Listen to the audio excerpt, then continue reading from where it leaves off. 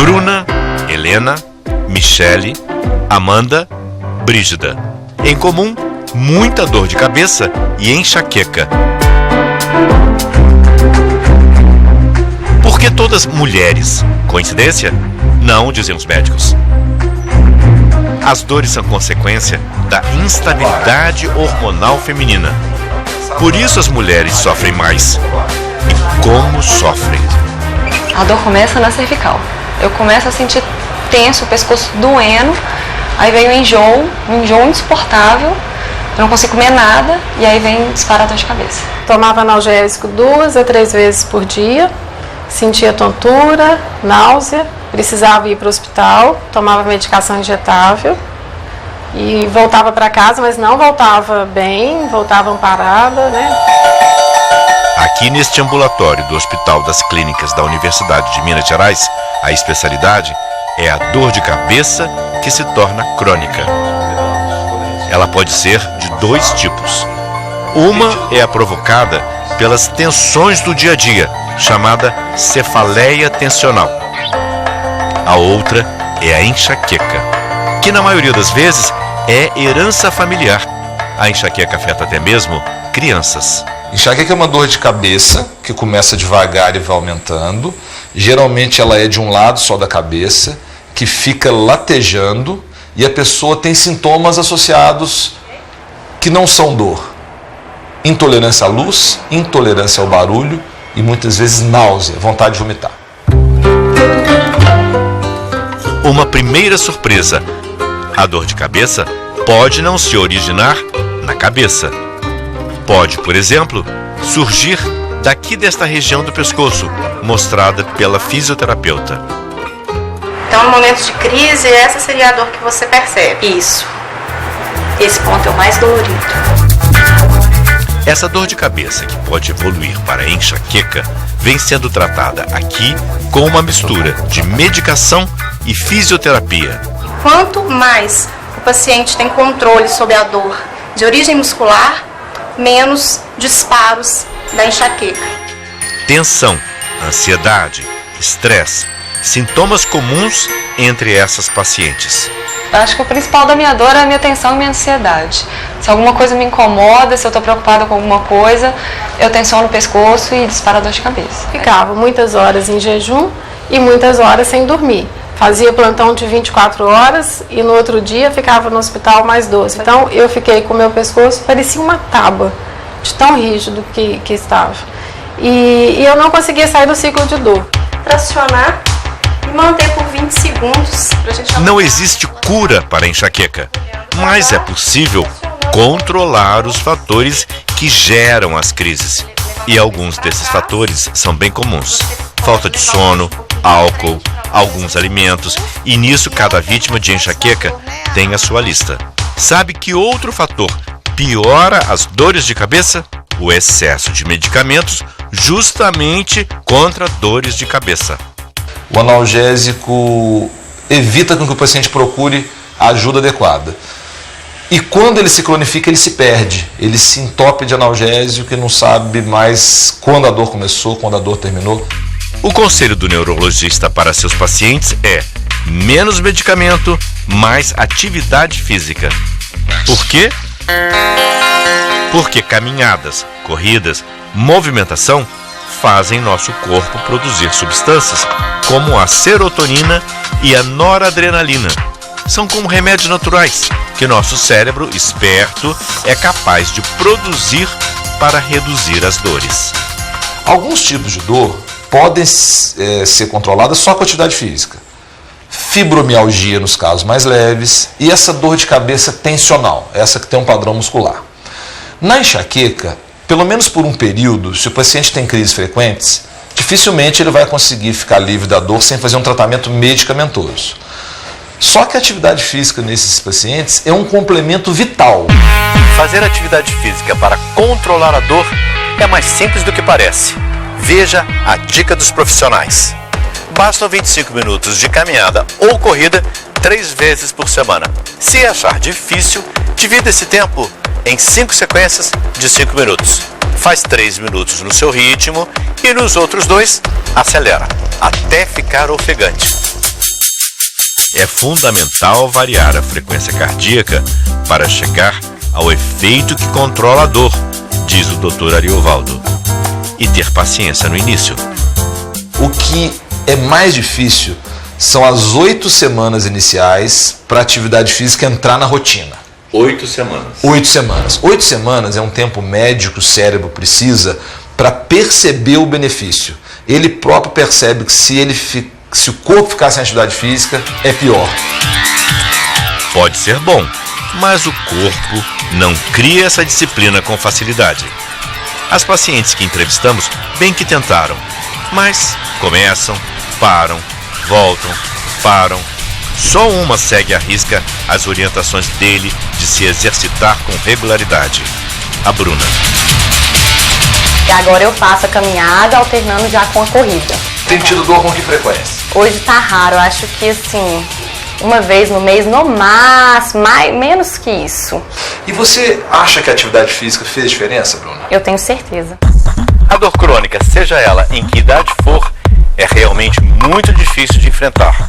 Mas uma coisa é certa, e até os médicos já sabem disso.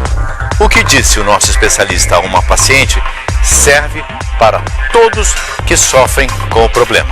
Não deposite todas as fichas do seu tratamento no remédio, nem na fisioterapeuta. Na visão moderna de dor, a gente chama isso de tratamento centrado na pessoa.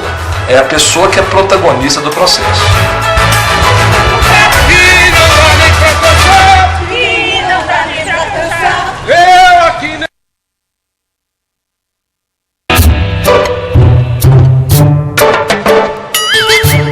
Ah, nosso pobre esqueleto. Durante uma vida inteira, quantas agruras do dia a dia ele suporta, não é mesmo? E tudo isso sobre nossos pés. A maneira como a gente pisa é que define se vamos ou não ter dor nos pés, nos tornozelos, nos joelhos e nos quadris. Vamos ver o meu caso. Hoje, os especialistas conseguem avaliar como distribuímos o peso do corpo sobre nossos pés. Isso é feito através de 99 sensores que medem cada ponto de apoio. Todos andamos mal? Mais do que 50% andam de uma forma incorreta ou não sabem exatamente como pisam. E muitas vezes a gente pode estar com um problema, aspas, nos quadris ou no joelho e começa ali. Começa ali. Na pisada. Porque ali é a base de sustentação do corpo. É ali que a gente recebe toda a carga. Dali ela se distribui. Então a forma como ele está pisando, como o pé está apoiando no solo, vai ser intimamente relacionado aos problemas na cadeia superior. Pois foi lá atrás, há 15 anos, que o ritmo desse sobe e desce de escadas começou a mudar. Para a dona Nelly, as dores do envelhecimento tinham chegado para ficar. Olha, era bem difícil, porque, como você viu, minha casa tem escada, era difícil para subir, era difícil para descer. A senhora tomava muito remédio? Tomava muito anti-inflamatório, antibiótico, remédio para dor, analgésico, tomava muito remédio. Mas nada disso resolvia. Era momentâneo. E doía? Doía sim, por exemplo, doía esse osso do cotovelo, doía os ossos da mão, mas o que mais me atacava era o joelho, que aí me impossibilitava de caminhada, de meu dia a dia, e o que mais me incomodava era o joelho, mas tudo incomodava. Foi então que, entre uma consulta e outra, Dona Anneli veio parar aqui, no Laboratório de Biomecânica do Movimento na USP, onde os pesquisadores estavam justamente desenvolvendo um estudo com cerca de 60 pacientes que sofriam de artrose no joelho. O seu sintoma principal era a dor? Era a dor. Eu fico sentada. Na hora que eu vou levantar, eu não posso nem sair caminhando de repente.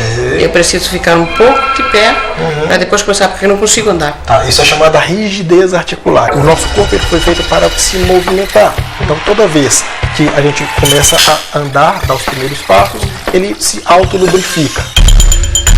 A artrose no joelho chega a ser incapacitante.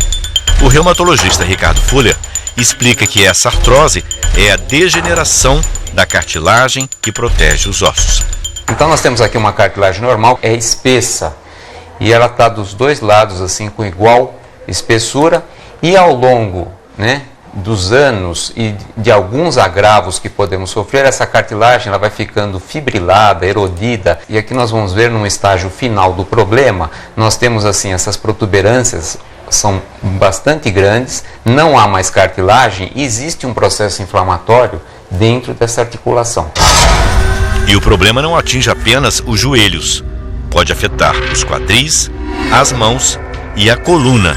É nela que a artrose provoca a formação dos tristemente famosos bicos de papagaio, chamados assim porque ficam mesmo muito parecidos com o bico dessas aves. Mas afinal, o que provoca artrose? Muitas coisas, dizem os médicos. Pode ser genético ou pode ser o excesso de carga.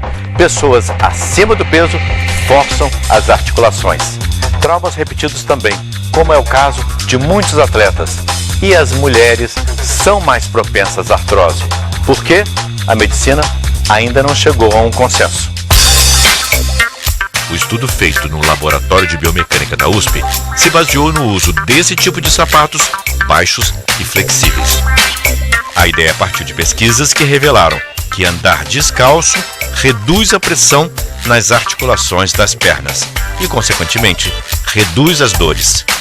Como andar descalço hoje em dia nas grandes cidades é quase impossível, veio a ideia dos sapatos flexíveis e sem salto, que são quase como se a pessoa estivesse descalça. É uma ferramenta a mais, nós não quisemos propor um tratamento definitivo, ou seja, use este calçado e essa é a solução. Esse é um dos objetivos dentro da área da fisioterapia, ou seja, diminuir dor e aumentar a funcionalidade para as atividades do dia a dia. Tinha que usar pelo menos 8 horas por dia. Então eu ficava o dia todo com o calçado praticamente. Saía, porque para mim era ótimo, ele é super confortável, é gostoso. Depois de 6 meses de uso constante dos sapatos flexíveis, o resultado foi surpreendente. O nível de dor nos joelhos diminuiu para menos da metade. E a facilidade em realizar as atividades do dia a dia, o que os médicos chamam de funcionalidade, aumentou 62%. Daí que as pacientes puderam diminuir o uso dos remédios para a dor. Aquela dor que eu tinha, que até sentada doía, acabou. Graças a Deus. Imaginava que isso poderia acontecer? Não, eu achava que eu ia morrer atrofiada em cima de uma cadeira. Era o que eu mais temia, ficar em cima de uma cadeira de roda, independente dos outros. Porque eu jamais imaginava que eu ia fazer as viagens que estou fazendo. Está fazendo viagens? Eu cheguei do Paraguai ontem.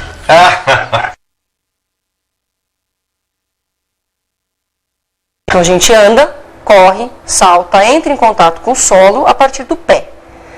O pé é o primeiro que recebe a carga, e essa carga ela vai ser dissipada ao longo da cadeia, ao longo da perna, coxa, até chegar na coluna. Então, tudo que está acontecendo ali no pé, na movimentação de pé e tornozelo, vai refletir no joelho, diretamente.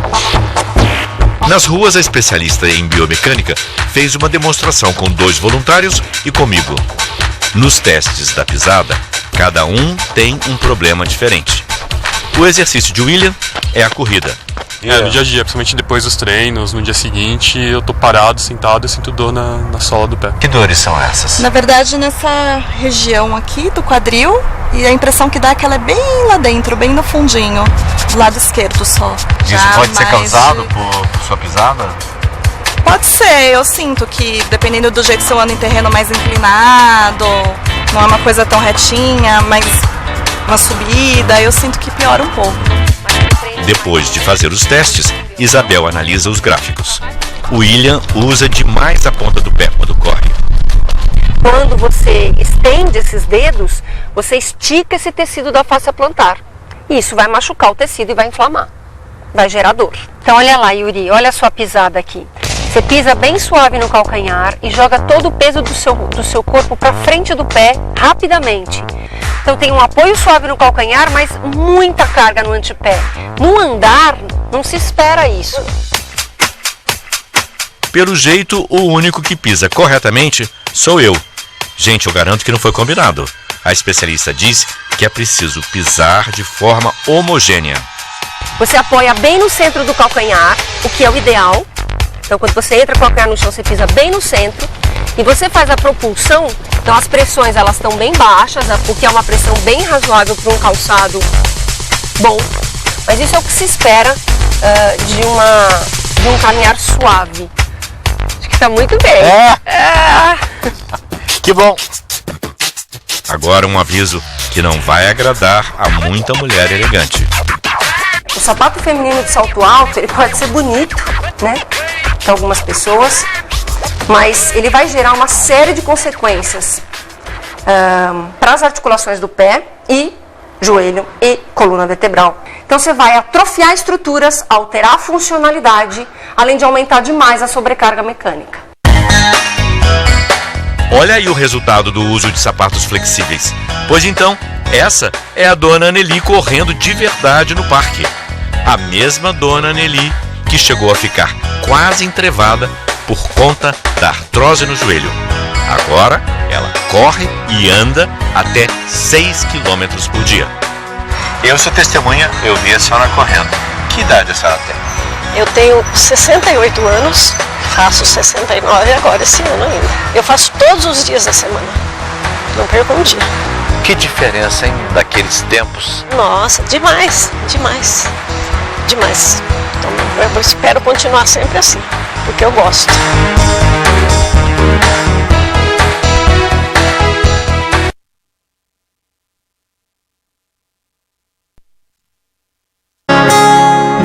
Nilcélia é casada, tem um filho. Trabalha como modelista, tem boa clientela. É muito, muito vaidosa. Tudo parece que vai bem, não é mesmo? Mas a vida de Nilcélia não é fácil. Umas dores assim, insuportáveis, dores que ela começa de um lado, ela anda pelo corpo, vai para o outro lado e é uma dor que vai puxando como se você estivesse puxando o seu nervo. Nilcélia tem fibromialgia, uma doença que atinge muito mais as mulheres, em geral, depois dos 30. Quando o problema começou, ela parou até de trabalhar e a família se assustou.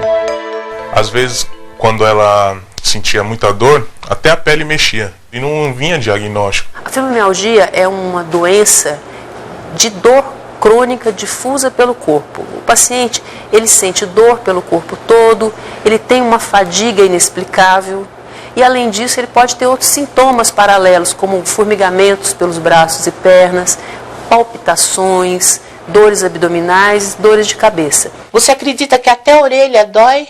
Eu puxo a orelha no espelho falando comigo. Nilcélia, o que está acontecendo aí, vô? Aliviar as dores, eis a questão. E este é o foco das pesquisas no LACRE, o Laboratório de Reumatologia do Hospital das Clínicas da USP. É por isso que, além de remédios, o tratamento inclui tornar o paciente ativo, fisicamente ativo. O sedentarismo, segundo os médicos, chega a ser pior para quem tem fibromialgia do que para quem não tem. Um estudo feito aqui comparou as mulheres sedentárias saudáveis com mulheres sedentárias que sofriam de fibromialgia. Vejam o resultado. Um teste de esforço revelou que as mulheres com fibromialgia tinham um condicionamento físico 30% menor. Agora, o que mais impressionou os especialistas? 57% das mulheres com fibromialgia apresentaram uma alteração no batimento cardíaco, que revela um risco maior de doenças do coração. É importante que, mesmo que faça 5, 10 minutos por dia de exercício, no somar das semanas, isso vai trazer um benefício para ele. Para ajudar as pacientes a criar massa muscular e poderem se exercitar melhor, os pesquisadores deram a elas uma proteína chamada creatina, uma dose pequena para não prejudicar os rins e o fígado. Antes de tomar, elas passaram por vários exames médicos. Ao final de 4 meses, todas tiveram ganho de massa muscular. Você vai fazer força na descida e na subida, tá bom? Com disciplina, Nilcélia foi aos poucos se recuperando. Voltou até a trabalhar. nem a dor consegue me vencer. Quando ela vem, eu vou e faço minhas coisas. Faço minha modelagem, corto minha roupa e vou em frente. A vida com fibromialgia nunca mais será a mesma. Na casa de Nilcélia, não só ela, mas todos tiveram de aprender a conviver com a doença, mas sem fazer dramas. Na verdade, eu estou poupando ela.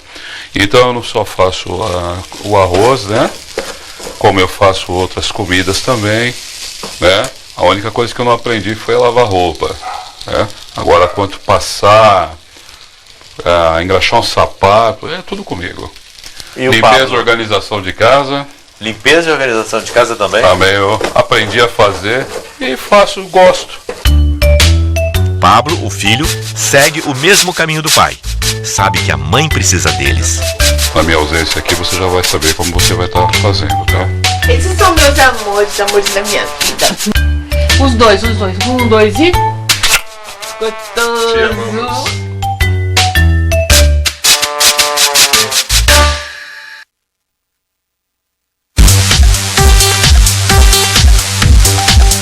Felicidade, para o José Crescêncio Júnior, é isso: pedalar ao ar puro da deslumbrante Floresta da Tijuca, no Rio de Janeiro. Mas quase que a felicidade desmoronou 8 anos atrás, por conta de uma hérnia de disco. Doía muito? Doeu muito quando ela herniou. Porque a hérnia de disco nada mais é do que o rompimento do disco. Então, quando ele rompeu o disco, aí a dor foi muito intensa. A dor é insuportável. Passei uma semana de cama. De cama mesmo? De cama mesmo. E nessa uma semana fazendo fisioterapia em casa e fazendo todo o tratamento em casa. E sabem por que tudo aconteceu? Excesso de carga na academia. Em resumo, você era um marombeiro? Acho que sim. Nem era tanto assim, mas Júnior, como quase todo homem adulto do nosso tempo, queria ficar forte, sarado, natural, quem não quer? Mas aos 40 anos, o advogado provavelmente não sabia que os discos da coluna dele já deviam estar desgastados e abusou. A doença não é a hérnia de disco. A doença é o disco doente. Quer dizer, o disco desgastado, que a gente usa um termo chamado de desidratado, é que fica doente. E só isso já dá dor no paciente. O que acontece é que nesse disco desgastado, quando ele sofre uma pressão, ele faz uma hérnia. No caso dele, por excesso de peso nos exercícios. Exatamente. Ele sobrecarregou aquela área que já estava desgastada e provocou a hérnia. O Dr. Ney Pessegueiro, chefe da ortopedia do Hospital Municipal Miguel Couto, foi quem cuidou de Júnior. Ele mostra o raio-x onde aparece o disco entre estas duas vértebras que se rompeu, formando a hérnia. A grande maioria das hérnias de disco a gente trata de uma maneira não cirúrgica, conservadoramente. Então a gente tem programas de exercício que tiram a sobrecarga, fortalecem a musculatura e os sintomas desaparecem. Foram 6 meses de remédios e fisioterapia. E ao mesmo tempo, o advogado foi retomando os exercícios, mas desta vez específicos para o problema dele. Ele está contraindo o abdômen, trabalhando toda a musculatura core. Ok, troca. A outra perna e outro braço. É onde eu tenho a contração e eu vou prevenir exatamente as dores dele. Levanta um pouquinho mais o teu braço, mais um pouquinho. E atua sobre essa área? Toda a região da coluna. É onde é o foco principal de quem tem dor nas costas. Se a gente conseguir trabalhar esses exercícios pelo menos uma vez por dia, a gente vai diminuir bastante a quantidade de pessoas com dores na coluna. Quando você estava até de cama, nem imaginava que um dia estava aqui de atleta segurando tudo? Não imaginava mesmo. Você faz quando você não está na academia? Está viajando, por exemplo? Faço, geralmente ele me dá um plano. Eu sei que é difícil, mas não tem jeito, precisamos nos adaptar. A partir dos 35 anos de idade, nossos músculos começam a perder força e com eles, lá se vai a sustentação do nosso corpo. E a saída é uma só: estimular, fortalecer a musculatura, pois é dela que depende a saúde do nosso esqueleto. Mas, como vocês viram, é preciso ter cuidado. E com cuidado e muita disciplina, o advogado se dedicou à recuperação. No trabalho, passou a levantar de hora em hora para não ficar todo o tempo sentado. Apoia a coluna no encosto da cadeira e os pés no chão. Quando carrega algum peso, não exagera. Enfim, segue à risca todas as instruções. E não deixa de fazer exercício um só dia. E com isso, depois desses anos que se passaram, o último exame que eu fiz, houve uma regressão da hérnia. Ela regrediu. Regrediu? Ela regrediu. Eu não sabia que isso era possível. Ela regrediu. A hérnia está ali. E é importante que a pessoa que tenha se lembre disso. Porque a qualquer momento, em algum movimento mais brusco ou um impacto maior, ela pode voltar a pensar de novo e a dor ser tão grande ou maior. Então a pessoa que tem hérnia, ela consegue viver, se bem trabalhado, na atividade física, ter uma vida quase que normal, com as atividades quase todas que ela fazia. Júnior aprendeu a lição. Se foi o exercício exagerado que provocou o problema, agora é o exercício moderado e bem feito que ajuda a manter a sua saúde. Ficar parado, ele já sabe, nunca. A gente na ortopedia costuma dizer que vida é movimento, movimento é vida. E o sedentarismo, ele implica numa parada, vamos dizer assim, das funções do aparelho dos ossos e das articulações, que a gente chama de osteoarticular. Isso vai levando a alterações que vão gerando lesões e dores. Então, o sedentarismo, para a parte osteoarticular, é uma coisa, podemos usar o termo mortal para os ossos e para as articulações.